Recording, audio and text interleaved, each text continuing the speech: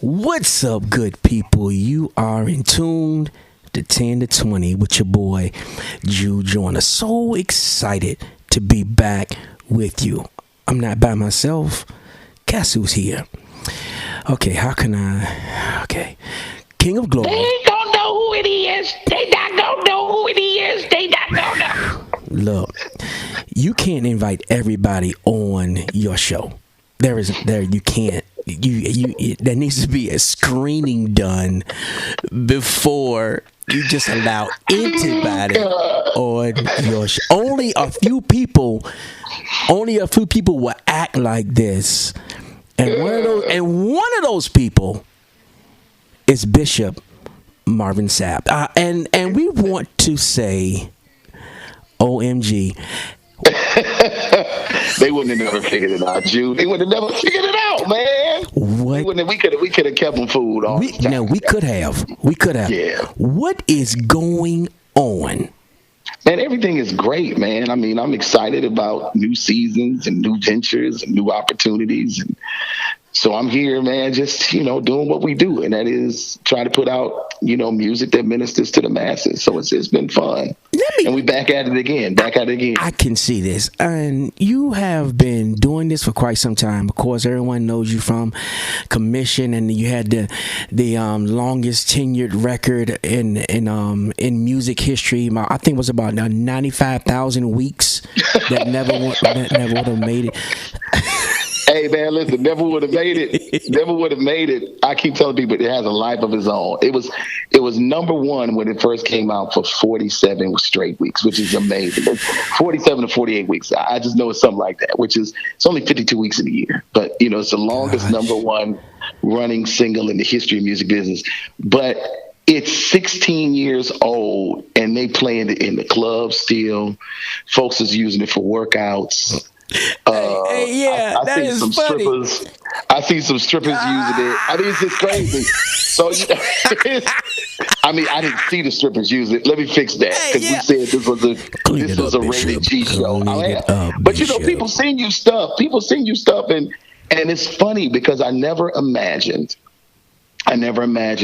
when we recorded this song 16 years ago that it would have the life expectancy that it's had. And, it's resurfaced. And, people such as Kanye West has sampled it. Lil Wayne has sampled it. DJ Khaled, he sampled it. So, I tell people all the time, it's the song that just keeps giving. But the message was the message, and the message hasn't changed.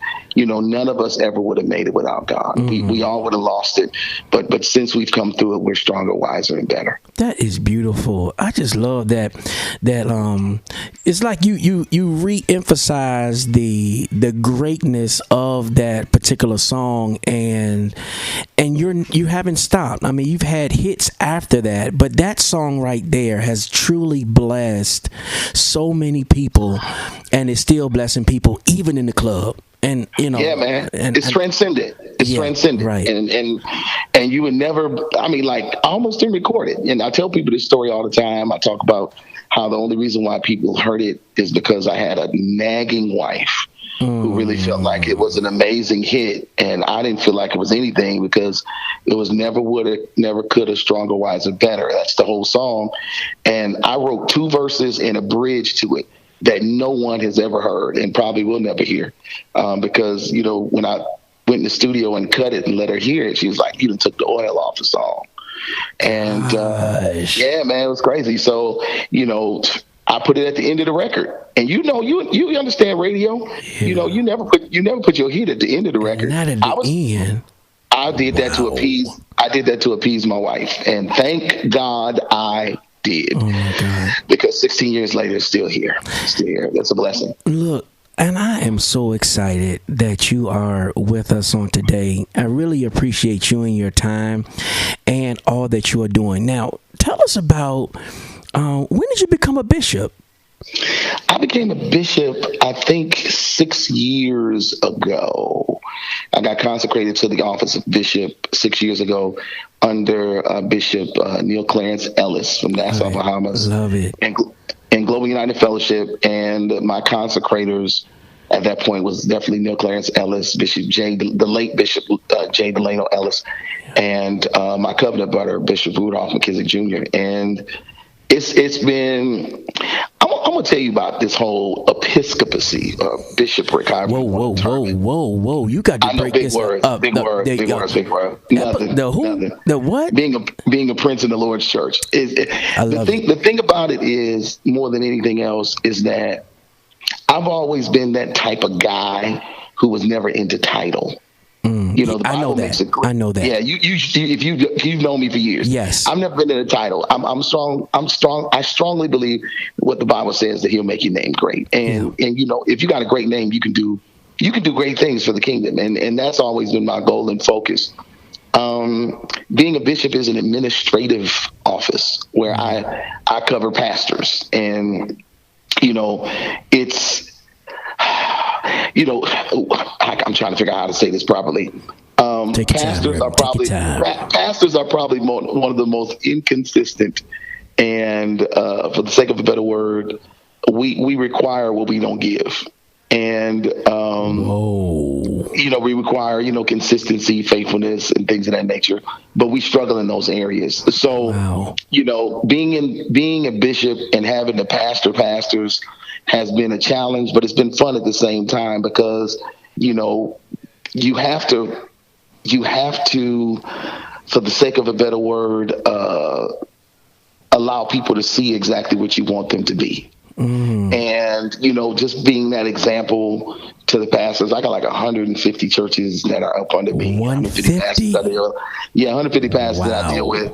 And out of those 150 pastors, you know, I just, you know, they look to me as an example, and prayerfully, you know, they've replicated it. And so, I mean, it's a lot of responsibility, but to whom much is given, much is required. And I just appreciate the fact that God trusts me, you know, in this season to walk in this particular assignment, because I was taught, you know, people are not called to be bishops. They are appointed bishops. So, you know, I struggle. I'm called to be, but I wasn't called. I was selected. So, you know, and I could have turned it down, but I accepted it. That's awesome. That's a great background story, just to set up for where we're taking this now. Bishop, pastor, but can I say first musician? Yeah. No, well, I'm not first. You know, I tell people all the time, you know, before I'm anything, I'm a father, and then after being a father, I'm a preacher, and then after being a preacher, I'm an artist, and then after being an artist, I'm an entrepreneur, and then all the other stuff that follows after all that. You know, I prioritize. I try to keep the main thing the main thing. You know, you know, being a great artist is cool. Being an amazing pastor is cool, but man, you know, my joy is being a great dad, and you know, just being that example, and that, you know, that picture of, you know, what my daughter should expect in a husband, and what my son should model should model for his wife one day. So, you know, that's what it's all about, man. That's my first ministry. My first ministry is my children. Ain't no way in the world I'm gonna lose my kids and win the world. I just can't. That don't work for me. Man, I love it. Now, where does comedian fall in the line? Is that after? I'm just trying to figure all this out. I'm just trying to, because I'm jotting all this down at the same time, and I'm missing the word comedian in this lineup. Help me with this. Elder Joyner. Help me with this. Help me with this list. Let's not do this. I'm just trying to figure it out. What y'all don't understand is he trying to be nice right now. I'm just trying to figure it out. He trying to be nice, because before we came on the air, look, so we go way back. We go way back. So yeah, so this comedian piece thing, you know, I don't know. That's just stuff I do behind closed doors with my friends. I don't allow people to see every aspect of who I am. So I mean, you know, the fact that you get to see that comedian side of me, yes, you know, it's because we got relationship. Absolutely, So absolutely. that's So, real cool. and I love that, and I love that about you. You're just so real, so genuine. Whenever we get around each other, I mean, I remember we were in North Carolina for Global United. The conference was going on, and you had all of your Episcopal attire on, and you came up to whisper to me, "Man, I need to take all this stuff off." I was on fire, Doc. It's just so hot. I was like, I only wear it once a year. Don't lie though. For real. I wear it when I come to the meetings. My church be like, on Sunday morning, they're like, is Pastor ever gonna wear a suit? And I like, yeah, I'm gonna put this sweatsuit on, and I'm gonna preach in this sweatsuit. Come on.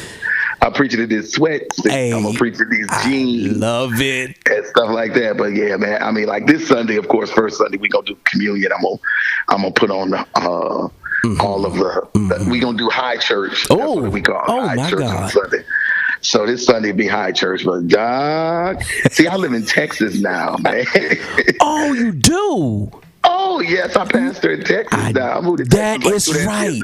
That's right. So we haven't talked in a while. That's right. Yeah, man. This is closest to hell as I ever want to get, because it be so hot down here. I'm like, man, if I could go preach in pajamas, I would, because it be so hot. But yeah, so it'd be high church on Sunday. Oh man, look, you back take it off as soon as I can. Look, you back in the studio. Yeah, man. I got a brand. Let me tell you what's going on with you. I got a brand new CD coming out, but this is the trip.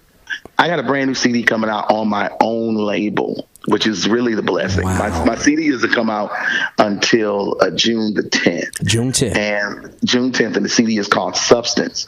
But right now, I have my brand new single out from my brand new CD, and it's called All in Your Hands. And the reason why I'm so excited about this particular song is because we are living in some very tumultuous times where anxiety and stress and pressure, and fear, because of COVID, because of Ukraine, because of former president, because of all of the stuff that we are enduring, it's causing us as individuals, even in the church, to have levels of anxiety that are, off the charts. Yeah. And God really began to deal with myself and a writer by the name of Stan Jones. And yes.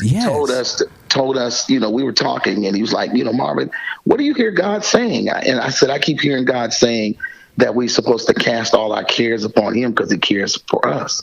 That we're supposed to release anxieties and pressures and pains into his hands and allow him to take those things and to deal with them. And so we came up with this song called All in Your Hands. And I'm really, really excited about it. It's the first single off of my first record on my own label.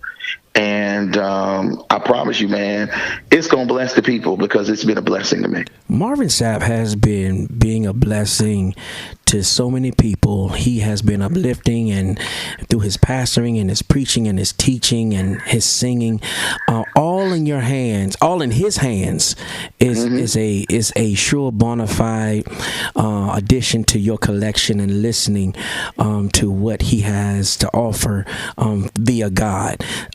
Bishop Sapp. Yes, sir. I have a question for you.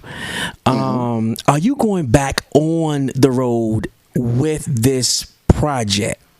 I plan on hitting the road in the fall of the year. I really do. I plan on hitting the road in the fall of the year. I'm really, because of COVID and because of everything that has transpired with COVID, trying to stabilize the church and trying to make sure, that things are going the way they need to go before, I do hit the road. But I know I have to, simply because I'm still an artist.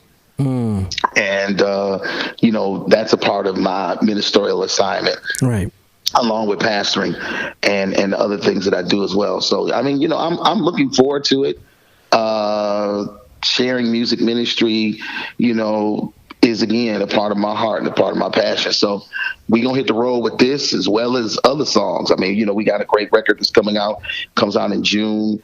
Again, June the 10th, the Substance record. Yes. And, but this single is out now. You can on any and on every one of your streaming platforms. So, definitely get it, because I promise you it's going to be a blessing to you. And I mean, everybody ready to hit the road, I guess. Yeah. Because we all been locked up for so long, it's time to get out and share the gospel of Jesus Christ. So let's hit it. Let's get it. Let's do it. I love it.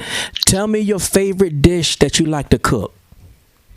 I ain't a cook, man. That's not my strength, to be honest with you. But you know why I asked you that? You know why I asked you that? Because I knew you weren't a cook. I'm not. But you know what? But I'm gonna tell you what. I enjoy trying to cook. Okay, let's do this. Okay, go ahead. Okay, I make some good greens. I really do. Come on. I really make some really, really good greens. I've learned how to, I make them with organic chicken broth. And, I kind of, because the organic chicken broth has a lot of salt in it, I kind of dilute it a little bit with water, and, I cut up, put turkey in them, and I can make some greens and onions and a little cayenne pepper and all little things in it. So I make some really good greens. I like using the crock pot and making I eat country, so I like oxtails and stuff like that. Yep. Like I made some killer barbecue oxtails in the crock pot. Barbecue oxtails. Oh my goodness, they was off the chain, Doc. Some barbecue oxtails. They was hot. So, every now and then I try to get in the kitchen, but I only like one dessert. Believe it or not, one dessert. Tell me. And it is called, catch this. Okay. German chocolate pie. My mother has been making German chocolate pie since I was a little bitty boy. And that is the only dessert that I enjoy. And I made it one time. My mother sent me the recipe, and I made it one time for myself. And I did pretty good. I was impressed with what I did. But, cooking ain't my thing.